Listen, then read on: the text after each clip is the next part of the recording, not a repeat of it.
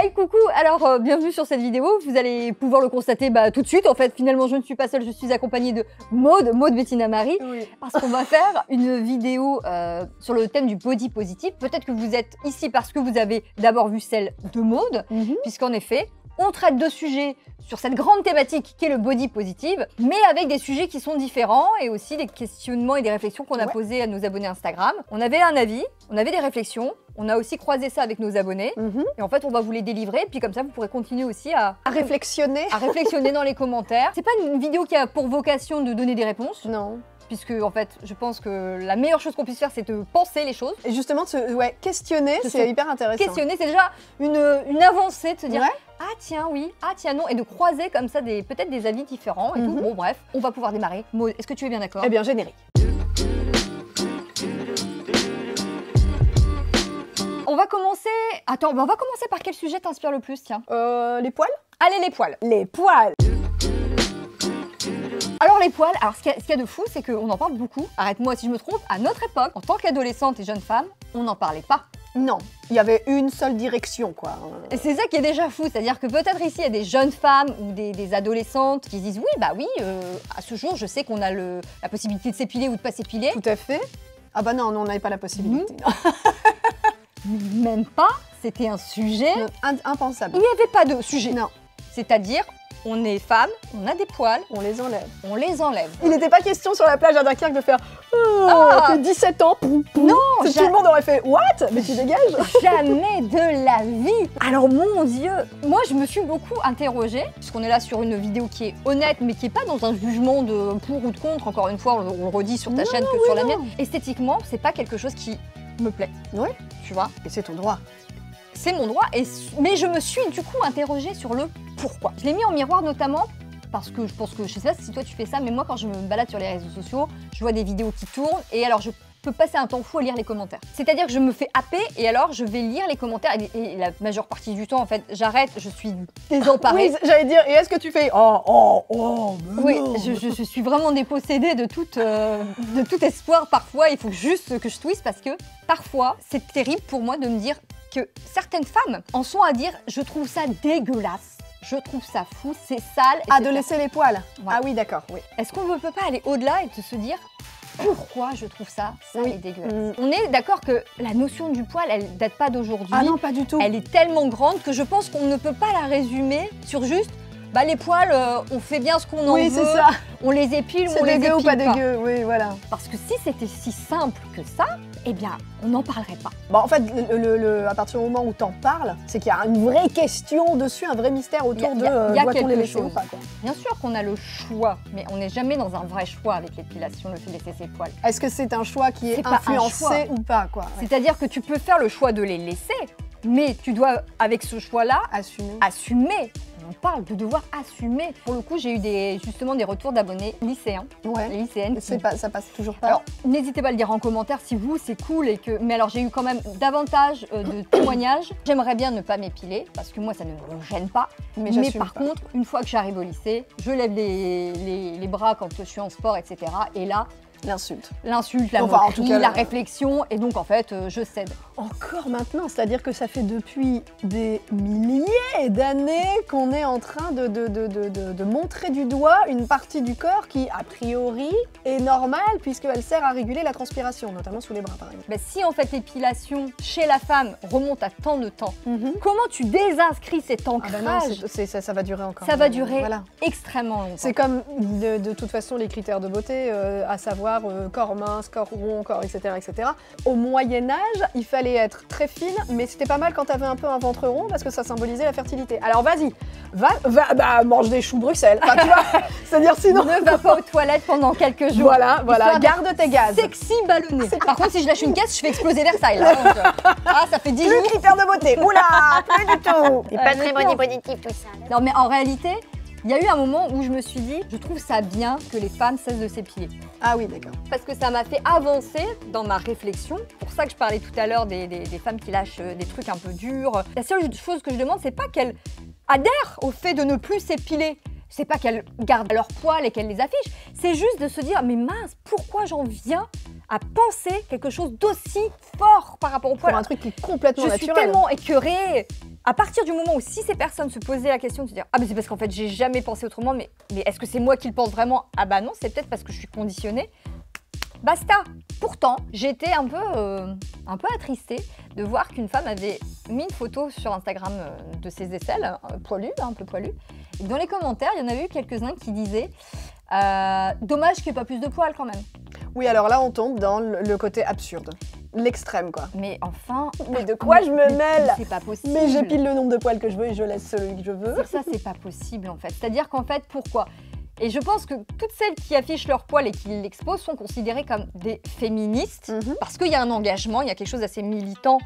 Encore une fois, il y en a qui vont dire oh non, non, mais moi, c'est parce que je m'en balèque. Je pense qu'à partir du moment où vraiment tu l'affiches clairement, il y a une petite notion de je dépasse, je transgresse les normes de société. Et donc, je trouve qu'il y a un côté déjà engagé. Un poil militant. Tu vois, un poil militant. C'est bon, c'est cadeau. Oh bah, ploum ploum chi, merci, bien sûr. Si tu reproches à quelqu'un, ce n'est pas assez, ça veut dire quoi? Ça veut dire que c'est pas assez militant, c'est pas assez féministe, c'est bien assez en fait. En fait, le truc, c'est encore une fois, c'est toujours pareil, c'est est-ce qu'on est obligé de le pointer du doigt, quoi? Mais oui, et là où encore j'ai été encore plus scandalisée, pardon, tu dis que t'es féministe, mais tu t'épiles. Excusez-moi. Le fait d'être engagé et d'être féministe n'est pas obligatoirement lié non, t'es au pas fait obligé de laisser ses poils. C'est-à-dire, il me semble quand même que Michelle Obama est une grande féministe. Je ne l'ai pas vue sortir non épilée. Après ce qui se passe là, on ne sait pas. Peut-être Michelle, elle a décidé de laisser ses poils ce n'est pas une mauvaise féministe pour autant. Non. Parce que j'ai eu ça aussi dans mes abonnés. J'aimerais bien franchir le pas, mais j'y arrive pas parce que j'ai la pression. Parce que j'ai le regard. Et c'est pas grave. Vous savez quoi, c'est pas grave. Et si c'est pas maintenant, ça se trouve, ce sera dans 6 mois ou dans 10 ans ou jamais. Et ce sera ok aussi. Prochain sujet. J'ai demandé aux gens ce qu'ils pensaient du fait de se répéter « je suis belle ».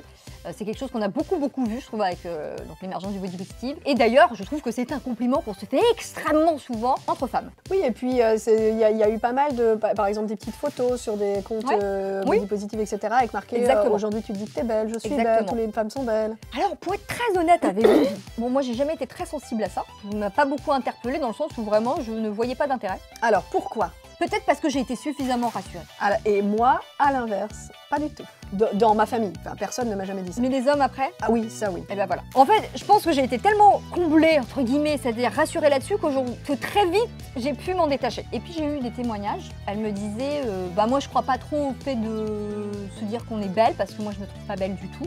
Mais je crois que de toute façon, je me trouverai jamais belle tant qu'un homme me le dira pas. Aïe, aïe, aïe. Et c'est pour ça que je te disais que j'ai bougé un petit peu mon regard sur le « je suis belle » auquel je ne croyais pas. Enfin, comme je vous ai dit, j'ai pas trop réfléchi sur le sujet au début, mais ça me laissait complètement indifférente. Et en même temps, si tu ne l'entends jamais de la part des autres, qu'est-ce qui te reste à part aller le chercher de toi-même? Tu vois? Donc je ne peux pas dénigrer cette façon de faire. Et c'est super dur. Sachez, et alors là, qu'en fait, on a longtemps cru que c'était nos émotions qui transmettaient en fait aux muscles, ce qu'on va appeler les combinaisons d'unités d'action, d'accord? Oula. On a longtemps cru qu'en fait c'était nos émotions qui offraient au visage des expressions qu'on leur connaît. Et en réalité, il semblerait que ce soit l'inverse. Mettre en place ces unités d'action enverrait au cerveau l'émotion qui correspond à ta... D'accord. Exactement. Ah, tu veux dire que si tu te regardes dans le miroir mais que tu fais la gueule, t'envoies une information comme quoi t'es pas beau. Ce qui fait qu'en fait, si tu te répètes que tu es belle, tu peux t'auto-convaincre. Tu peux t'auto-convaincre. Si on arrive à se décentrer au départ, d'abord en se disant cette personne est belle. En parlant de soi-même. En parlant de soi-même. Et de finir avec un je suis belle, d'essayer vraiment de se prendre ce temps-là et de l'intégrer, porterait ses fruits. Et j'ai eu des témoignages d'abonnés qui m'ont dit c'est incroyable. Ça a fonctionné. Et aujourd'hui, je n'ai plus besoin de me le répéter parce que c'est devenu... C'est intégré, quoi. Ça a été intégré. Et alors, ce qui est très drôle, c'est... Formidable. Il y a eu d'autres personnes qui m'ont dit ça fonctionne, mais que ça pouvait être malheureusement annihilé dès qu'il y avait une mauvaise réflexion. Mais oui, de la part. Parce que là, tu te reprends toute ta vie, en fait. Te dire je suis belle, ça va pas du tout être une solution miracle. Oui. Moi, tu sais, c'est comme si tu prenais des compléments alimentaires. Ça va me faire maigrir. Alors, en fait, ça va t'aider. Et il y a plein de femmes qui me disent, je trouve ça bien, moi je l'ai utilisé, ça m'aide. Et ça m'a permis aussi d'arrêter d'attendre qu'on me le dise de l'extérieur. Oui, parce que ça, c'est terrible. Je pense qu'au fond, quand tu l'attends, par exemple, d'un homme, tu l'attends de ton père, de tes parents, de ta fin. Ça date, tu vois. C'est que quelqu'un qui l'a eu toute sa life, par exemple. Bah, il en doute plus. Voilà. Est-ce qu'on devrait pas arrêter de dire aux gens qu'ils sont beaux, tout court? Tu sais, tout petit. Faut Et en arrêter fait, de réduire les gens à leur apparence, quoi. mais c'est presque tellement facile.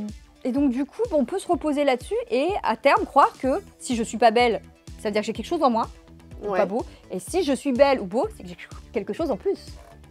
Mais en même temps, ça voudrait dire qu'il faut connaître tout le monde vraiment pour savoir s'il est Bah, gentil ou intelligent. Peut-être qu'il faudrait commencer à trouver d'autres formes de compliments. C'est vrai qu'on est tous là à se dire entre nous qu'on est belle, t'es belle, et je suis pas en train d'accabler, puisque moi aussi, la première, quand je vois une pote sur Insta ou Oui. même toi, oh, ta bombe, trop belle. Exactement. Parce que c'est vrai, on a intégré la notion de beau à travers Ce qui est beau et ce qui est pas beau. à travers Ou moins des, beau.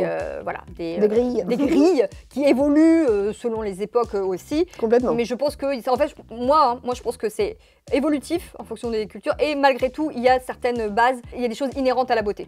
Comme... Bah en fait, moi je te parlerai du nombre d'or par exemple, tu vois, où dans la nature tu retrouves en fait souvent dans ce qui est beau un nombre d'or, c'est-à-dire en fait une architecture parfaite. Par exemple, C'est l'harmonie, quoi. c'est une harmonie, la nature en fait plein dans certaines feuilles, dans certaines plantes. Vitruve, l'homme de Vitruve, tu vois, de Vinci, qui a essayé de créer l'homme parfait, et avec, il s'est basé sur le nombre d'or pour créer l'homme parfait aux harmonies parfaites. Et moi, je pense que c'est un mélange des deux, en fait. Pour vulgariser, dire ça très globalement, hein. Je pense que c'est subjectif Oui, par parce- rapport à oui. à l'époque dans laquelle on vit, et malgré tout, ça se confronte avec une base de... Il y a quand même des lignes, il y a quand même des... Ouais, ouais. Et avec tes référents aussi. Bien sûr. Par exemple, j'ai une copine, sa mère, c'est une grande brûlée, et en fait, son référent de beauté, c'est les cicatrices.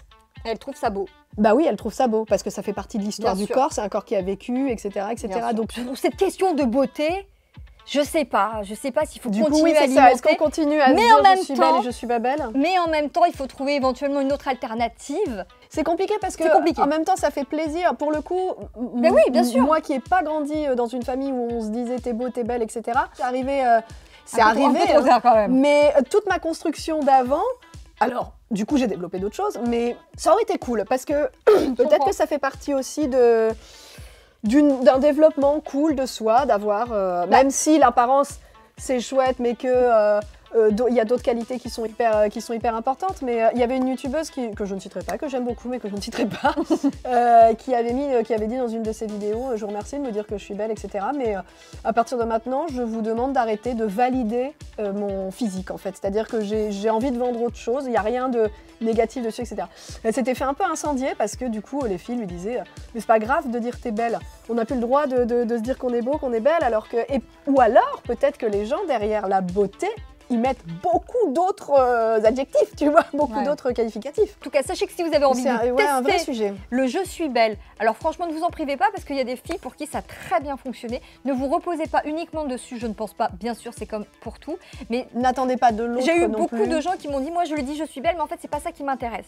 C'est pas de me dire je suis belle physiquement, c'est de me dire je suis une belle personne. Oui, bien sûr. En fait, Derrière, je suis belle, on met ce qu'on veut, en voilà. fait. Et en fait, je pense que peut-être avant de se trouver très belle physiquement, alors que c'est pas vrai, et que non mais que c'est pas vrai pour la personne, tu vois. Peut-être aussi d'aller trouver des choses qui résonnent beaucoup plus en vous. Peut-être. On peut essayer d'abord d'avoir confiance en notre, Et ensuite, on se trouvera belle. en nous en tant qu'être humain, et ensuite de le ramener au jeu. Et de se mettre ce qu'on veut derrière, je suis une belle Une belle personne, plutôt que je suis belle, je suis une belle personne. Et là, d'un seul coup, le sens prend autre chose Oh, et on n'est plus complètement. obnubilé par juste cette apparente physique. J'ai des magnifiques narines, regardez ça. Tu vois, l'important c'est de réussir à trouver un équilibre dans le bien-être, Oui, c'est ça. plus dans c'est le ça. bien-être en fait. Alors maintenant, on voit beaucoup de gens qui affichent clairement leur complexe sur les réseaux sociaux. La cellulite, les kilos en trop, les cicatrices, etc., etc. Du coup, j'ai posé la question. Majoritairement, j'ai trouvé que les gens trouvaient ça extrêmement bien. Extrêmement bien parce que ça permettait justement de se rassurer. De décomplexer. De décomplexer. Est-ce qu'on parle de personnes qui, par exemple, affichent, c'est pas des poignées d'amour, par exemple, avec des gens qui mettent moi, j'assume mes poignées d'amour, ou moi, je les aime pas plus que ça, mais je m'en fous?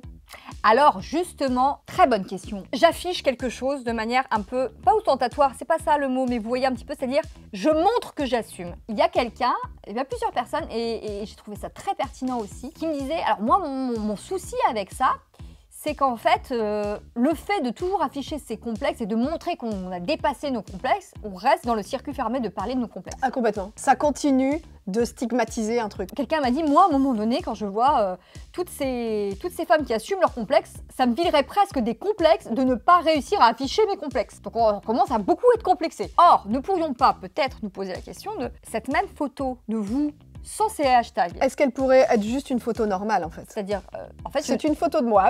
c'est moi, en fait. White, c'est juste moi. C'est moi avec la robe que j'ai achetée, que j'aime bien, que je kiffe. Et c'est en ça que venait l'histoire, du coup, du body neutrality. Juste le principe, en fait, d'avoir un corps, c'est nôtre, avec ce qu'on aime, avec ce qu'on n'aime pas. Et ce qu'on disait, c'est que souvent, j'ai l'impression que c'est un peu la grande majorité.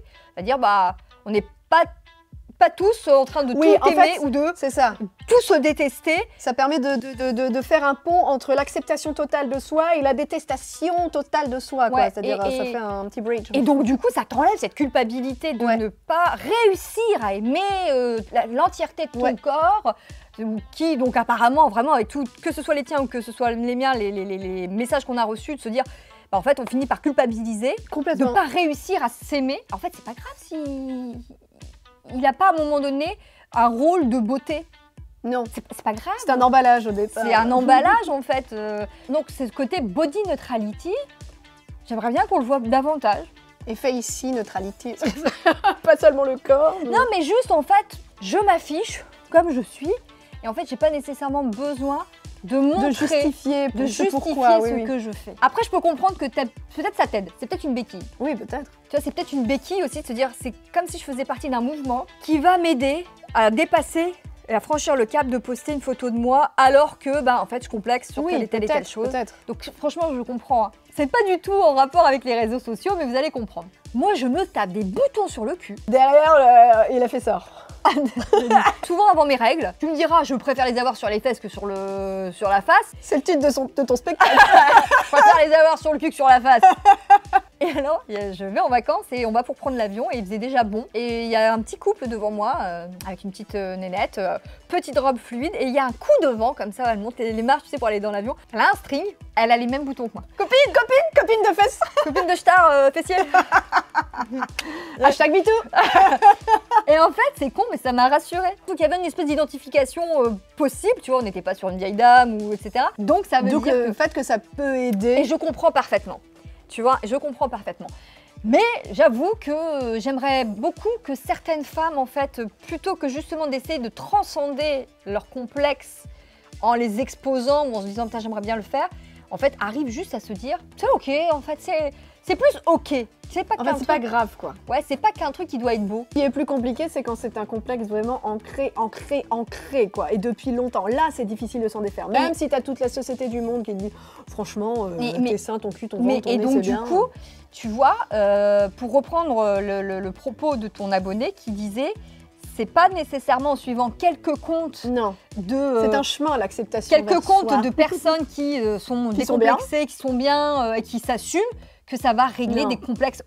Par moment, c'est pas suffisant, c'est bien plus profond que ça. Donc là, ça peut être un côté, c'est un outil. C'est un outil, encore une fois, mais ça ne résoudra rien. Et donc du coup, peut-être qu'après aussi, à trop suivre ces comptes-là, à un moment, ça peut vous mettre un malaise. Exactement. En fait, vraiment, je suis qu'une merde, je n'arrive pas, moi, à réussir à ça. La vraie liberté, c'est quand vous serez capable de vous faire une photo de vous avec tous les défauts que vous connaissez, mais en réalité, vous les voyez sans les voir. Bon, en tout cas, merci. Oui. N'hésitez pas à donc, aller voir la vidéo de Maud si ça n'a pas déjà fait. Voilà, vous l'avez compris. À nous rejoindre sur Instagram. Ça s'affiche et tout, bien sûr. Et puis, à continuer éventuellement à pousser la réflexion. À réflexionner encore, peut-être que vous avez plein de réponses à nous apporter. Et si la vidéo vous a plu et ce genre de vidéo vous plaît, n'hésitez pas même éventuellement à proposer d'autres sujets de réflexion. Exactement. Et on pourrait peut-être faire un volume 2. Exactement. Bon, il y a des trucs auxquels je saurais pas répondre. Par exemple, la spécificité des dromadaires. Par exemple, je serais un peu larguée. Mais pourtant, peut-être que ça peut être intéressant. Oui, peut-être qu'il y a des hashtags dromadaires. Moi, j'aimerais bien le chou-fleur. Parce qu'on ne connaît pas assez le chou-fleur. Il a plein de cousins, le chou-fleur, tu vois. C'est très très bon. Le chou-fleur positive. Oh, tu vois déjà, tu connais. C'est très intéressant. Pourquoi on dénigre? Tu respires, fais-la comme de ton côté en personne.